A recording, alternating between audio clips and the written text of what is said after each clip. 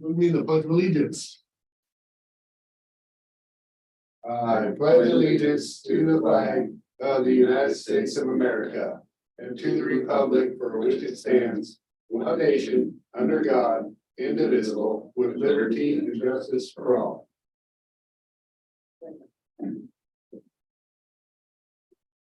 Okay, it's now time for visitor comment. This is visitor comment period is an essential part of local government meetings. Each person has 3 minutes to speak. The council will take all input into consideration. However, in observance of Oregon open meeting laws, this isn't a time for dialogue, but rather for us to listen to you. Our city administrator and city recorder are taking notes of action if needed.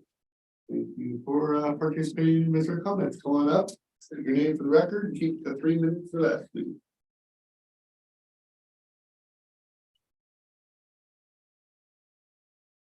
Brady Brian. I just wanted to correct an item that was said about tourism. The tax, which you didn't mention, that is dedicated to tourism by statute. And so I just wanted to mention that because you said that she generates her money, which she does, most of it, but she takes that tax, which pays most of the $120,000, which must be spent on tourism. And she turns that $120,000 into about $1.2 million of income. So she takes a 10-to-1 increase. I wish all of our departments did that. What? And and so I just wanted to, make that clear that while she does generate most of her funding, there is a tax, but it must be spent on tourism. And again, we don't pay it. Locals don't pay it. It's paid by people that are visiting her and staying in her hotels. So, and I also wanted to sort of argue against the public safety fee, which I was opposed to when it was brought up. I think that we should trust our tourism director to manage that program, and she does manage it. And I think that if she says she thinks that adding a fee to the tax onto her ticket sales is a bad idea, then I think we should believe that it's a bad idea, and I don't think that we should do it.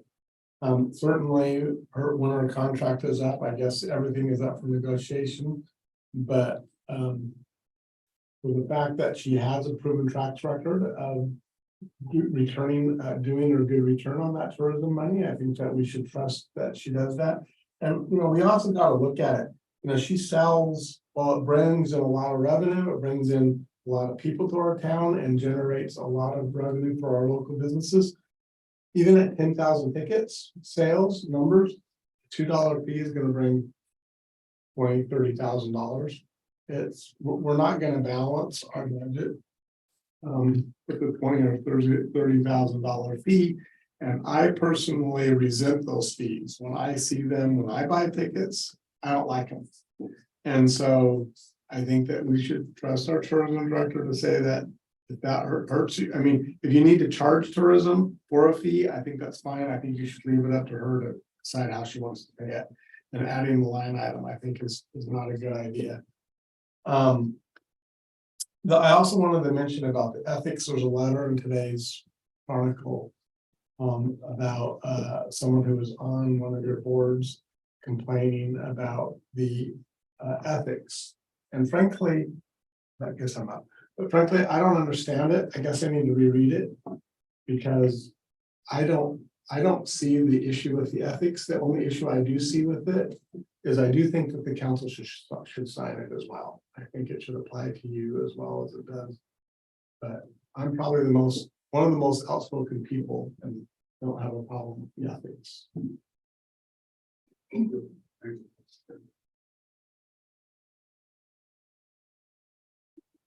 I guess that's a favorite nonprofit organization. Mayor Scholl, since there's 4 of us on our nonprofit organization, does that mean that we can? Well, we'll let last this time that this, so because we've had multiple people doing this now, we're gonna, if you want to pass it along to the next person, Okay. you may do that, but I'll allow it this time. Okay, we will do that the next time. Yep. Perfect. Because Makes sense. Fairness, yes. Yeah. Totally agree with what we've asking clarity Yeah. and we like that. I appreciate it. Okay, so first of all, Oh, state your name for the record. sorry, Jennifer Massey, and I'm here representing as president of a nonprofit organization. And then just go ahead and go, that way we just do your guys' time, go ahead. I'm Brianna Gaston, St. Helens. Mercedes Massey, St. Helens. Adam St. Pierre, St. Helens. Okay, now we got that out of the way, all right. So first of all, this was not on my paper and I apologize if it did, so I'm not gonna give you an elaborate speech, but it does bother me that not all the city council members actually say the pledge of allegiance when we're doing it in here. It's the first time I noticed it and it is kind of bothersome.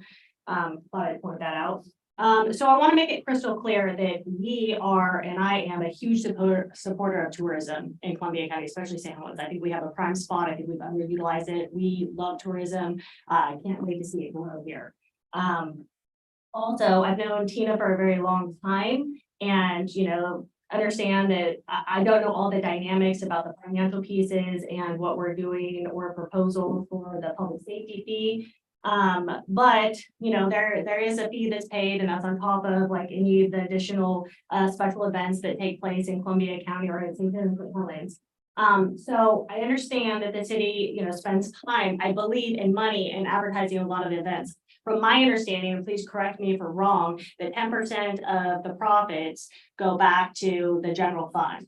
And I'm not sure if that general fund gets used to promote different activities, but we are questioning why that's not put where it's public safety. We think Tina does a fantastic job. The tourism here is fantastic. Again, huge supporter of that. Hope to see it grow. But the concern that we're having is back to the public safety. We don't plan on going away until we have the appropriate police officers and public staffing for the safety of this community. And we kept coming back to wanting to grow these events more, which we should. Like we have a prime place to do that, but how are we supposed to get bringing more and more people into this community when we don't have the appropriate staffing to do it? And I don't know if this falls with you, Dawn, and if it's falling on deaf ears or whatever the case is, or how that budget piece works, but I don't understand how we can support one and not support the safety that goes along with it. I think the public wants to know. In fact, I know because this is coming into our nonprofit organization.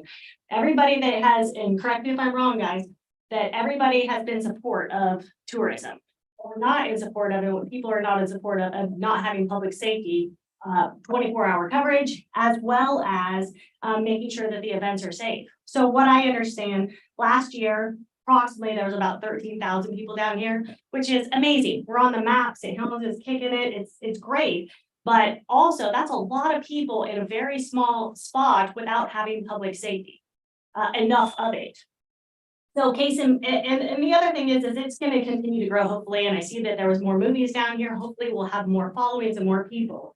So case in point, the first 13 Nights on the River, and I've actually participated and I love 13 Nights on the River. I think it's one of the greatest things. I'm glad that they put something in place. Tina did to help with, maybe getting some of the riffraff. But that I understand that first night that there was some disturbances that were down there, and the feedback we got was police were being blamed because they couldn't be there. They couldn't show up. Well, they were on call. There's not enough support, right? There's not enough police officers. So, either getting more public security for those events is going to be important, or again, we're in a police crisis. It's a Houston, we have a problem, John. What are we going to do about it? What are we going to do about the police? Like we are running out of time to not 24-hour coverage. And based on what I've seen, I pretty much would not want another agency obviously coming in here and doing any things that we have going on. So it appears that there's two priorities, tourism and waterfront. I think those are both fantastic things, but it seems like the other issues are still staggering. They're still sitting here. We're not doing anything with them. So from my understanding too, what I heard was last Halloween that there was an assessment done that like by the DOJ, a threat assessment, and it may or not been provided to y'all. So what was done with that? Was any of it taken into account, or is it falling on deaf ears? You have competent, qualified people getting threat assessments of all these people being here. What are we doing about it? There's not enough cops in town here to handle this, and it's we're going to keep coming until there's a resolution. We have I'll let Adam talk about it, but This is a serious issue and we haven't seen any resolution to it. And we're bringing more and more people. We're talking about tourism. It's gonna grow. We got a water taxi. We got, trams, which are all fantastic, not begrudging it. Fantastic. We need police here. Gotta figure it out. We cutting, what are we cutting? Mayor, I don't know if you got a solution to this, but we gotta find something. We talked about it next year in our work session. Perfect. I was working. And our city administrator and finance director. Okay. Go ahead. Cool. Adam St. Pierre once again. Perfect example of lack of law enforcement, the Kiwanis parade. One of us here at the table, at least one of us is a Kiwanis member. There was not enough officers work the parade. I asked for volunteers. Officers, none of them really wanted to give up their little bit of family time they've had. A lot of the officers in town are working 60, 70 hours a week already as it is. But we apparently had an agreement with the CCSO. They were gonna send 4 people over. Rumor I hear is they had 1 person with the ride along with them. So is that another non-truth by our local sheriff? I don't know. That wouldn't surprise me, but anyway. Hey. So what are we supposed to do? If we have a Kiwanis parade? Take our people off a 911 service to watch the parade? They're gonna get the blame of not having representation there. Yeah, I didn't get those. What's our goal of our tourism? How big do we want to grow this? Do we have a long-term goal, make more money? That money just get rolled back into our general fund, or are we gonna use it to do something productive? I mean, a lot of agencies will take 10% of their, money that they make from a lot of these tours and things and put it back into law enforcement, back into public safety. Bend is one of those cities who does that. Is that something that we shouldn't look at, is allocate a certain percentage of our tourism dollars to reinvest back into the community, keep it safe during these events? It's about $200,000 to hire a officer for St. Helens PD. So tourism money, 10% of 1.2 million, that's quite a sizable amount. You can get 3/4 of an officer out of that every year. Those are real numbers. Is there? Are we gonna do anything with that, or is it just gonna become a burden of the taxpayers to continue, to let the tourism dollars disappear where they want, rather than where they should go? I mean, there's kind of a burden here, or are we just gonna wait till we get sued, liability, somebody gets hurt, something major happens? We love the tourism, we think it's a great thing. We just like to see some of those funds go back into our law enforcement to keep us safe, keep us protected. We have 2,700 followers. We're gonna be here. They are telling us what they want. We are representing a large group of people here. We have people knocking on the door. They want us to do some kind of a protest for Sarah Zuber. Well, if they want to do that, it's going to be in the city of St. Helens. Not all, publicity is good publicity.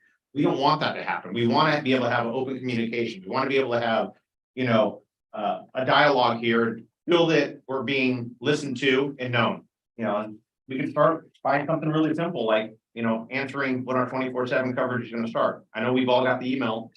I got 1 response. I haven't got it from you or Scappoose, which, mind you, our citizens between Scappoose and St. Helens are gonna pay for approximately 45% of that levy, which is not gonna do our city any good or their city. So I appreciate your guys' time. I just wanna say one thing, that our officers, they're working overtime to fill the control shifts that we have right now. They're not working overtime to fill events and other things. That's why they don't wanna sign up to cover all these extra shifts, because they're working overtime just to fill normal patrol shifts. So as a wife, my husband did it for a long time, and I know a lot of the other wives, I'm sure they're missing having their husbands home with their family. A lot of them have little kids, and really stressful and hard, and they don't wanna, they don't wanna have the extra time to do all this other stuff when they can't even fill the shifts that they have. So they're it's very frustrating. I think that's very obvious by the overtime budget that's been put into it. It increased by what, $100,000 in overtime budget this year? Like 200 last year and 200 this year, is that right? Something about that. It sounds about right. I mean, isn't family time important? I know it is to me. It absolutely is important. We are family first here. Of course, officers are hard to come by in every city right now. We just swore in 2 today.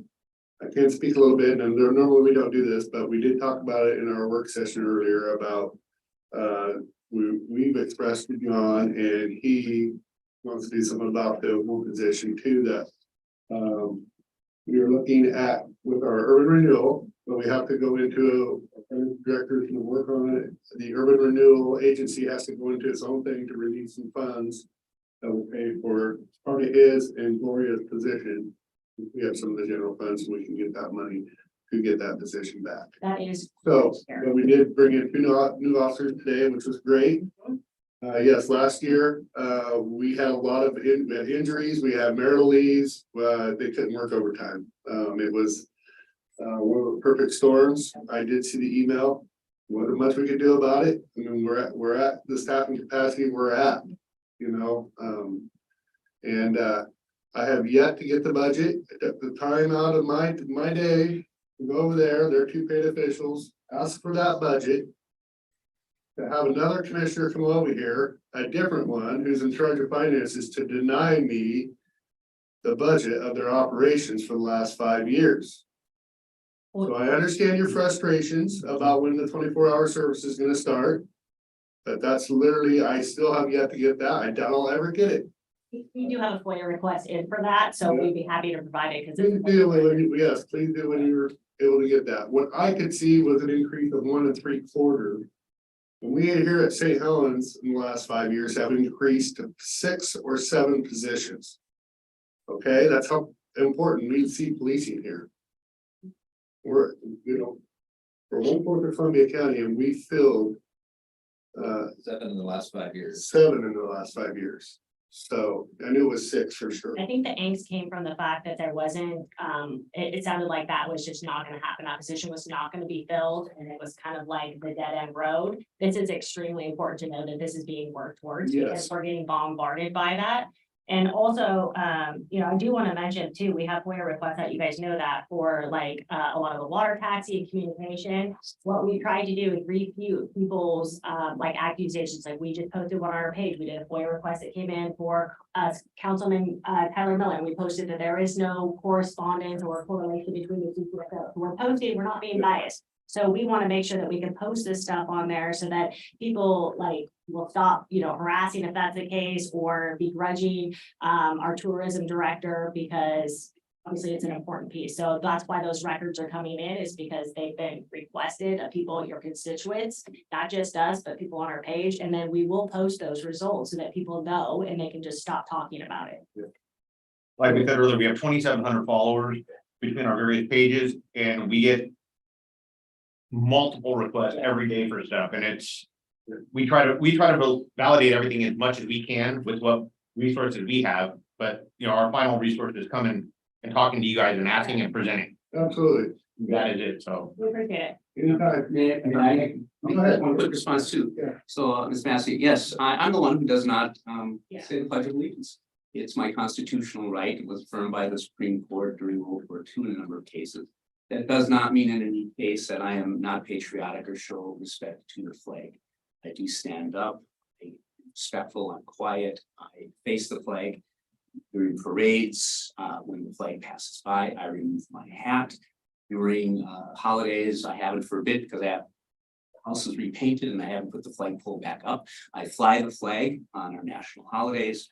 So it is for personal conscience that I do not, but I give respect to the flag. I did swear, I affirmed to uphold the Constitution when I joined the council, so I don't think that can be, I'm sorry that it disturbs you, but it does not in It's any. my constitutional right that offends, but that's because my family's had flags folded up and given to us, so I'm sensitive about it. So it is my constitutional right to also, because you're an elected official here, to voice my opinion about that. So thank you. I know you take things personally, very personally, which is great, but I appreciate you saying something that still disturbs me and I still don't like it. And I think that many people here don't, and I don't know if a lot of people that aren't watching it don't know that you do. So I think, John, were you gonna comment on Yeah, well, I was something? just Yeah. standing offer, if you want to come in and talk about finances, how the work money flows, Happy to do it. Yeah, we would like that. And I think half the issue in this county is there's lack of communication. It really is. It's like you're getting half the information and you don't like get the full picture of it. And that's where people get frustrated. Like there is many things that maybe there's plausible explanations of why things are the way they are, but there's not that two-way communication. So I think that would be really wonderful because when you can report out to constituents so they don't have a one-sided perception, that's literally most of the issue. That's the transparency and accountability, the whole purpose of our nonprofit. So we would really very much enjoy that. And thank you so much for that offer. We will take you up on it. Yeah, and again, you know, you'd think I would get a copy of that request, just because even after the fact. And nope, I mean, a week and 2 days prior to them coming to council, I met with both of them over there. You seen the email, you seen the text message, because that's the only interaction I have with them. Great, we're gonna meet up. With what I can see is you're gonna get about $8 million off this levy. And what I can also see is an increase of 1 3/4, but it's hard to read your budget. So I just wanted to see the operations piece of it. Right. And again. Yeah, we have our lawyer submitted specific requests that we could have the information. Obviously, it's been a little delayed. I'm not sure if it's staffing or intentional. At the levy, I mean, we got the settlement from one of the officers for the misappropriation of jail funds. That was a $278,000 settlement for whistleblowing and retaliation. So that came after the levy as well. So Yeah. that's on our page as well. It's tied to Brady.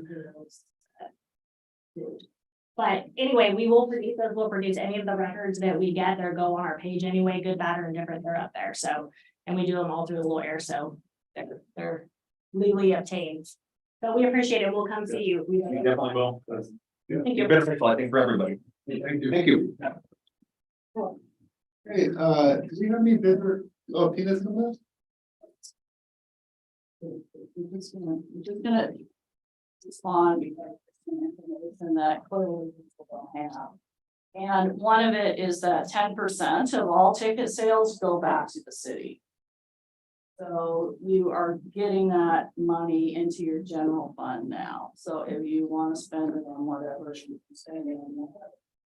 But also just make a comment that in the events, you know, you can't possibly predict what is going to happen, and that law enforcement is going to be able to respond quickly. There's so many events across the country that we already have examples of that are heavily policed, and they still happen.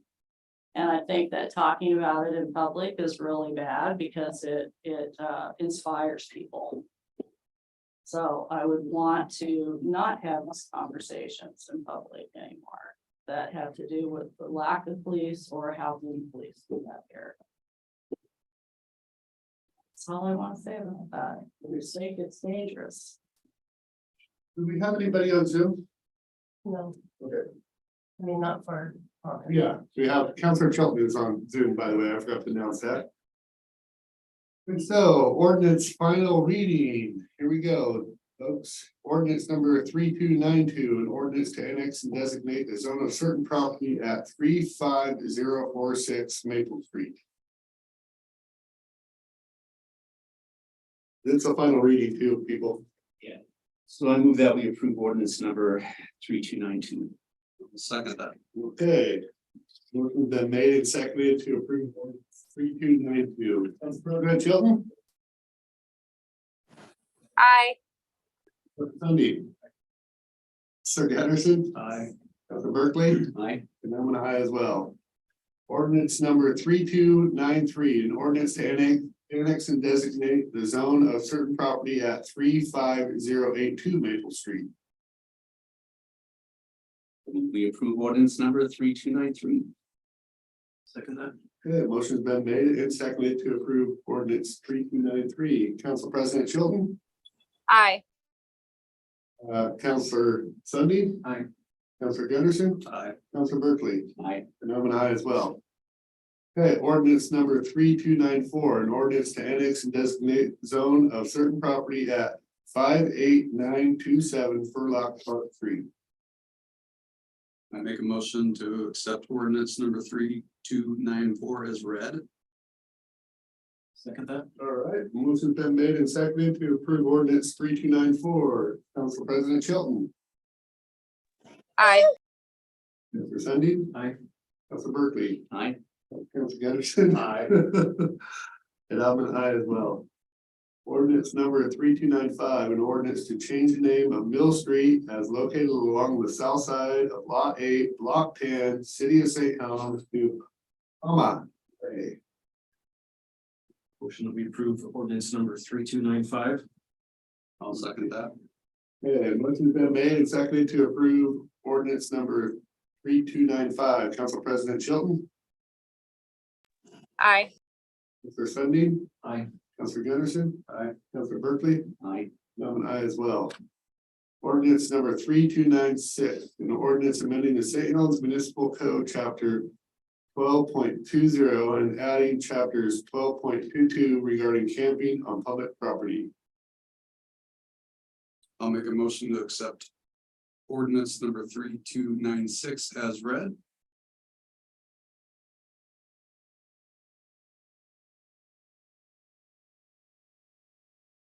Second. Second. Okay, motion's been made and seconded to approve ordinance 3296. Council President Chilton. Comment? I'd like to propose an amendment. And the amendment would be that we change in section 12.22.020 under subsection 1. Camping or to camp means establish a campsite either through occupation or storage of personal property in any location of city property for more than 24 consecutive hours to 48 hours. So as I understand, then we take a vote on, we have discussion of the amendment, we would take a vote on the amendment. And if, Sure, if somebody'd like to second that. yeah, if so, yeah. Somebody'd like to second your. Right, I just want, Yeah. making sure we all Yeah. know that it would be, yeah. Somebody like to second that amendment? I'll second that. Okay, discussion? I just believe, as I mentioned at the last meeting, that it does give us more grace towards to the people who would be impacted by this, and that 48 hours would in fact provide serve the city as being a less likely to have litigation against it by having 48. That's my understanding. I feel the same way. I think that's been a big holdup for me, is just trying to convince myself that the 24 hours is reasonable. And a lot of people are adopting the 24 hours, but this is like Ben, it's already being challenged, so I would feel better with the 48 as well. And I think Jacob said that would be an easy fix. I've got concerns too about our police who are gonna be having to enforce this and keeping track of moving people every 24 hours and giving notices. So I would feel better about 48. Yeah, I've done a lot of work around this too, and I've seen Scappoos's ordinance is 12. And they actually say if you, because they feel it's reasonably objective, because during the daytime, like anybody can go fall asleep in our parks and take a nap. And so they felt it was reasonably objective to have a 12-hour time limit on theirs. We're at 24, so Council President Chilton, you got your hand up and you're muted, so you might want to unmute yourself. There you go. I was waiting until you called on me.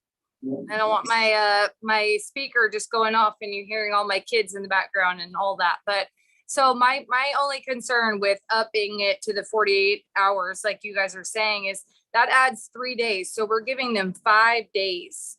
I just want to clarify that that's what we're saying. Is that what you guys understand? Yes. So why is 5 days more reasonable than 4? I believe that one, circumstances in which people are, that they're already in an unstable position, that And if they are reaching out for services and if they need to get settled. Just a little bit in order to do that, that more time is helpful. And secondly, I do again think, as Counselor Sundin mentioned, it's as he's heard, I haven't heard that 24-hour is being potentially being challenged. And as far as the objectively reasonable, as I understand it, is that we can consider the 24 hours to be objectively reasonable, but the way the law is written, the state law is written, it's objectively reasonable from the point of view of those who would be impacted, the houseless. So while we could, even if we think it's objectively reasonable, it may be perceived as not by others, and therefore they may move ahead with litigation. So those are the reasons. I can see that and I can understand why that's your stance, but to me, it doesn't make logical sense to me, because why not 6 then? Why not 6 days? What if I came to you and I said, I think 2 weeks is what's reasonable? Like, where's the line? I think there's just a lot of things that still need to develop before there's going to be lines drawn. And there's going to be, you know, a pattern set. That's just my opinion about it. The one thing is I've been looking at all these different cities. There's no two that are quite the same. Everyone is a little different. They're taking their own unique look at it. And I keep thinking back to Jacob's notes from 2 weeks ago, that a little extra grace makes us that much safer. And yeah, that's where I'm leaning.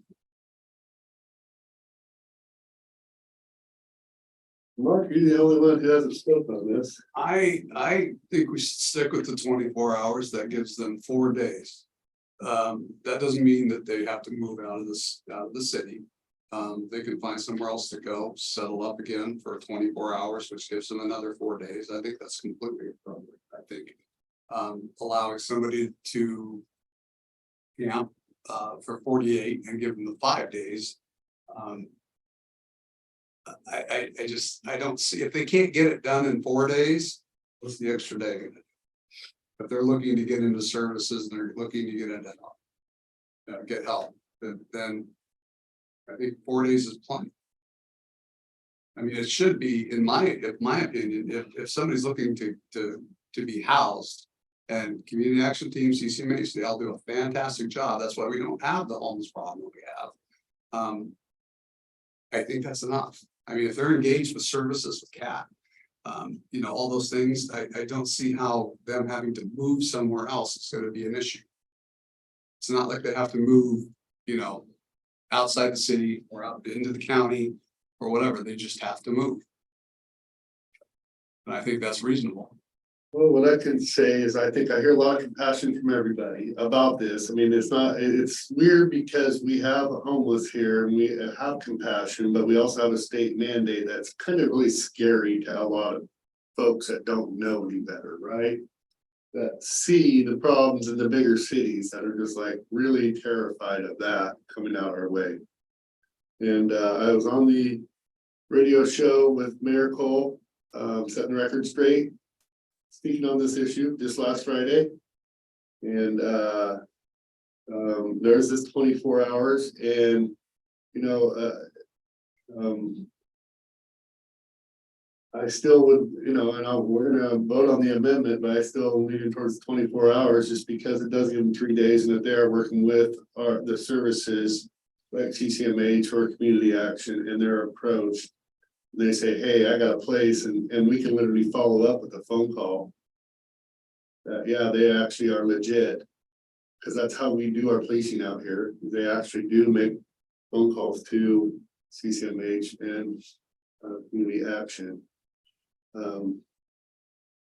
But I get both sides of this, but I'd rather just stick with what we have written down rather than amend it last minute.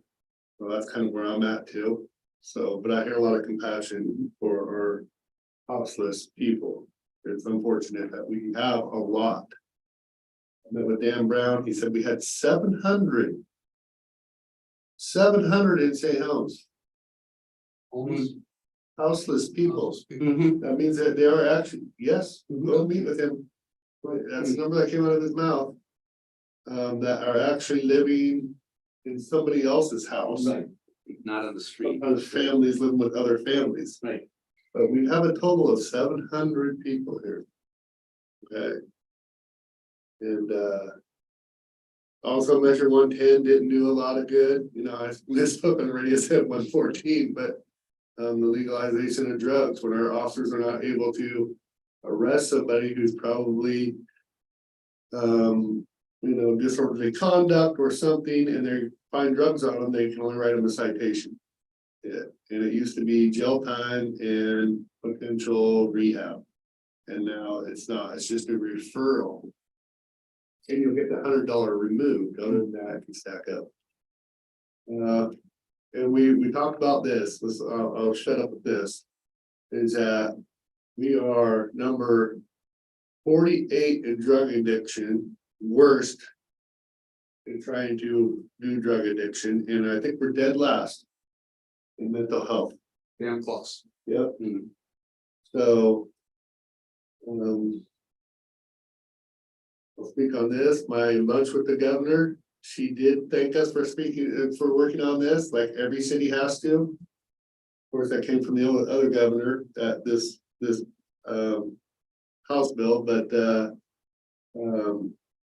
she is not just shelling out money willy-nilly to try to hear a problem. She wants real solutions to this issue. Mental health is her other thing, and education. I think I can get behind all three of those. And I don't think it really matters what party line you're on. Should be able to get. So hopeful that we can actually start making some traction at the state level, which reflects down to us and kicks more money to these agencies. So we have a motion and a second on an amendment, and I'm going to call that to vote. Council President Chilton, Nay. okay. Councilor Sunday. Aye. All right. Councilor Gunderson. No. Councilor Berkeley. Aye. Okay, and I'm gonna be a nay, just because I don't want to do an amendment. Yeah. So, all right, so now, ordinance number 3296. Have a motion made and seconded. Council President Chilton, Aye. Councilor Sunday. Nay. Okay. Councilor Gunderson. Aye. Councilor Berkeley. And before I say that, I just want to be clear, I do not in any way intend this as that those who voting aye are any less humane or have the concern for our citizens in this. It's for me, it comes down primarily to the grace and providing us being less of a litigation target. But I am nay. Okay, and I'm an aye. I didn't hear what Patrick is. Nay. Nay. Okay, wow, I got a long list here, so bear with me for a minute, okay? It's June. It happened very. You could be Kathy. All right, approve and authorize for signature. 6, agreement with ABC Transcription Services LLC for transcribing council minutes. 7, donation agreement with St. Helens 2 LLC for donation of real property. 8, extension of agreement with John Ellis for financial services. 9, first amendment to agreement with McKinsey Engineering Inc. for infrastructure design work for the St. Helens Industrial Business Park. 10, extension of agreement for Mark Comfort for cleanup of various properties inside city limits. 11, extension of agreement with Mason, Bruce, and Gerard for forestry management. 12, extension of agreement with Richard Oberdorfer for pro tem judicial services. 13, agreement with Scappoose Bay Watershed Council for maintenance and improvement of natural areas on city owned properties. And 14, amended agreement with OTAC CPM for project management of the public safety facility project. So that will be 6 through 14, if anybody's wondering. Well, I'll make a motion to approve and or authorize for signature of line items 6 through 14. Second. Okay, motion's been made and seconded to approve and authorize the signatures 6 through 14. Council President Chilton, Aye. Councilor Sundy. Aye. Councilor Gunson, Councilor Berkeley. Aye. And I'm an aye as well. Appointment to city boards and committees and commissions, reappoint Ellen Jacobson to the library board commission, library board. And B, appoint Brian Long to Parks and Trail Commission. Motion that we reappoint Ellen Jacobson to the library board and appoint Brian Long to the Parks and Trails Commission. I'll second that. Okay, motion's been made and seconded to appoint Ellen to the library and Brian to the Trails, the Parks and Trails Commission. Council President Chilton, Aye. Councilor Sundy, Aye. Councilor Gunderson. Aye. Councilor Berkeley. Aye. And I'm an aye as well. Okay, consent agenda for acceptance, 16, library board minutes dated May 8, 2023, Parks and Trails Commission minutes dated May 8, 2023. I move we accept the move we approve the consent agenda for acceptance. Items 16 and 17. Okay, motion's been made and seconded to approve consent agenda 16 and 17, Council President Chilton, Aye. Councilor Sundy. Aye. Councilor Gunderson. Aye. Councilor Berkeley. Aye. And I'm an aye as well. Consent agenda for approval, 18 council minutes dated May 3rd and May 17th, 2023, 19 accounts payable bill list. I'll make the motion to consent agenda for approval, lines 18, council's minutes dated May 3rd and 17, 2023, and 19 accounts payable lists. Second that. Okay, motion's been made and seconded to approve consent agenda 1819. Council President Chilton. Aye. Councilor Sundy. Aye. Councilor Gunderson. Aye. Councilor Berkeley. Aye. And I'm an aye as well. Okay, we had no work session items. It was a fast work session earlier. Council President Chilton, report. I had a couple of things. So the parade, of course, the whole community pretty much came out for the parade. I got to walk with the city and American Heritage Girls, which my six-year-old is a member of. So we had a great time with the Flying Eagle. Is that what it's called, John? Yeah. Okay, the canoe that's going to go in the waterfront park. That was really a big hit, and the kids really loved it, and the town really loved getting to see it. So I'm excited about that. Citizens Day this weekend, so make sure you guys come out and enjoy some music and free food and vendors. It's going to be really good weather, and I know the city staff has worked really hard on putting it together, so I'm excited to be there and bring my kiddos and my family. I wanted to just do a little shout out to ACES, St. Helens Girls Softball 14U tournament team. They're traveling to Albany this weekend for the state tournament with hopes to come back as another state winner. So good luck to them, and I hope they come back. Hopefully they get to wear their Halloween Town jerseys. So thank you to Spirit of Halloween Town for sponsoring them this year. And then adult softball starts this week at McCormick. That is where my husband is right now and where I would be if I didn't have council. So next week I'll be there at McCormick Park playing some adult softball. I'm excited about that and getting back out on the field with my friends. And then the fair is coming up. I'm very excited for the fair. It's always a good time with the whole community. And I actually will not be in our only council meeting that we have in July because I will be at the fair for Senior Day. Avamere will be sponsoring Senior Day at the fair. So I'll be there all day hanging out. I guess you're excused. Yeah. I mean, if you want to come talk to me at the fair, that's where I'll be. So that's it. That's all I have. All right. Council Sundy. All right, just a few things here. So Parks Department's been doing a great job and doing lots of mowing. So Buck says they mow and they mow and then they mow again. So also working on keeping our athletic fields looking good. So that's been appreciated now that The youth softball is finishing up and adult is picking up. I know those improvements are appreciated.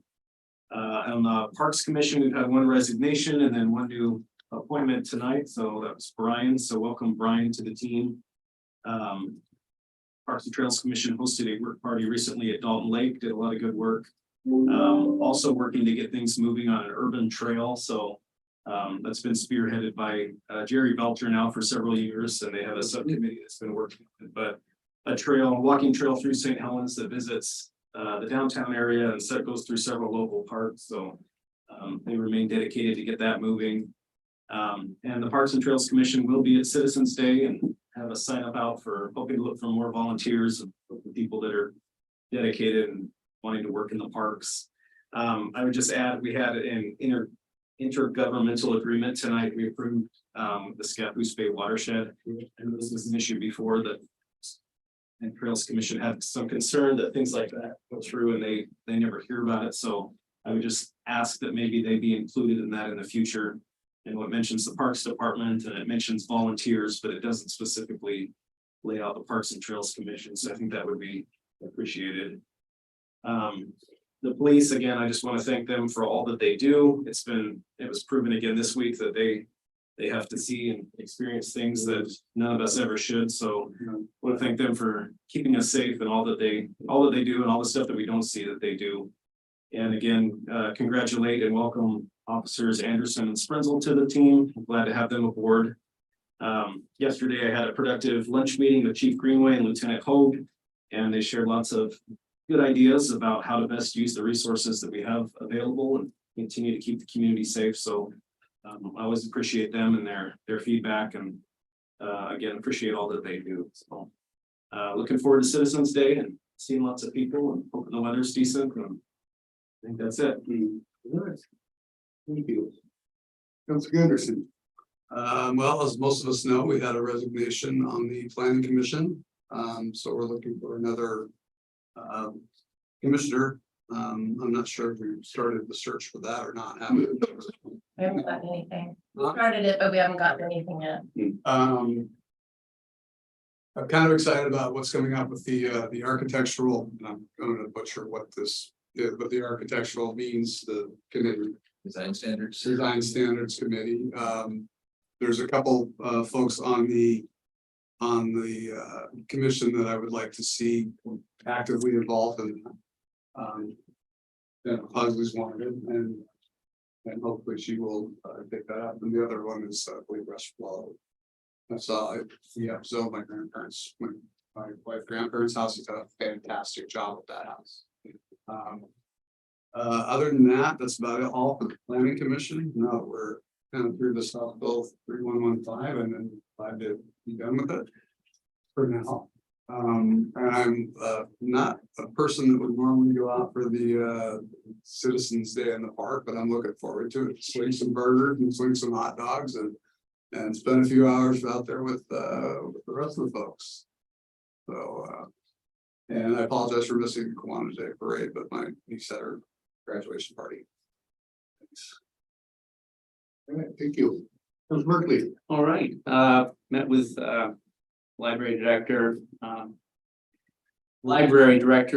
last week just to get up to date on things, as I think she reported. Maybe she didn't, sorry.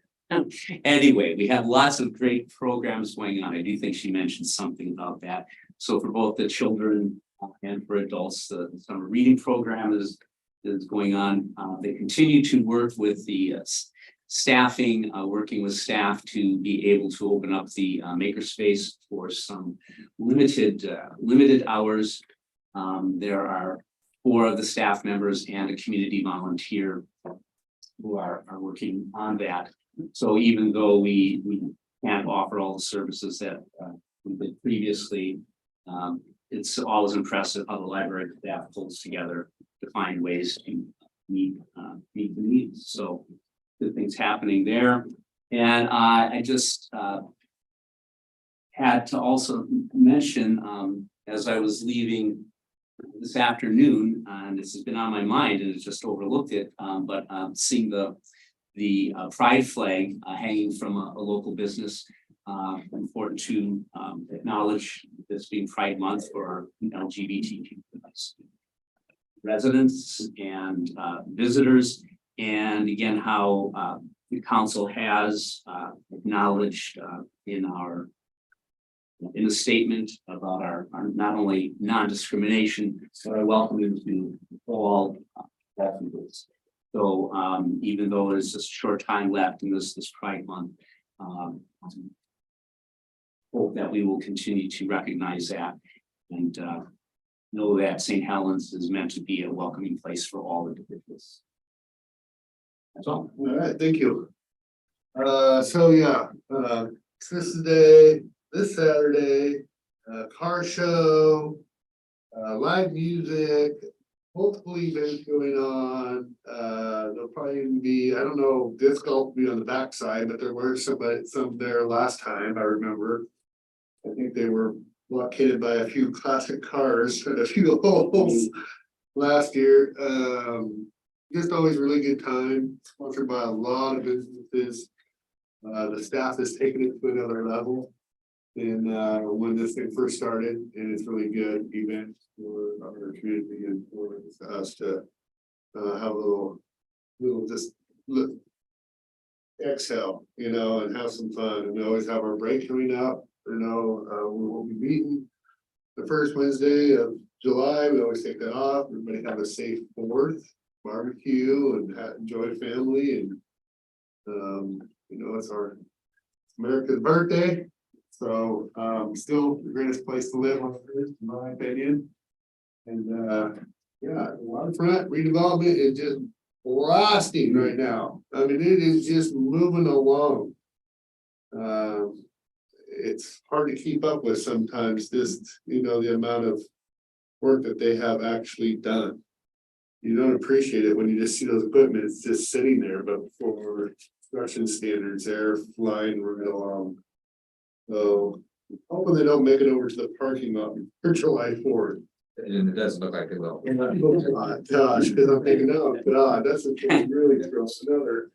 At least the fenced off area has a lot of riverfront and the walking path, and people can go sit down and enjoy fireworks. So parking is going to be an issue. Going to discuss maybe a little bit of people talking to one another, if you can, just to say carpool or park up a ways and walk down, because obviously going to be very packed in here. So looking forward to that. It's always one of my favorite holidays, a big fun filled day of events going on from noon to 10:30. So, and then Lucci afterwards, when you're walking home, unfortunately, you see a lot of illegals, and I hope people are safe and don't fire off illegals. We had a house burn last year, and it was just enjoy that with family. Don't have a lot to report on other than I really appreciate staff responding to all of us, in our police debacle, picking the one position out and trying to remedy as a solution. So I look forward to hopefully having an urban renewal meeting where we can at least bump that back and hopefully get that. I know that, so appreciate that. So yeah, that's all I got.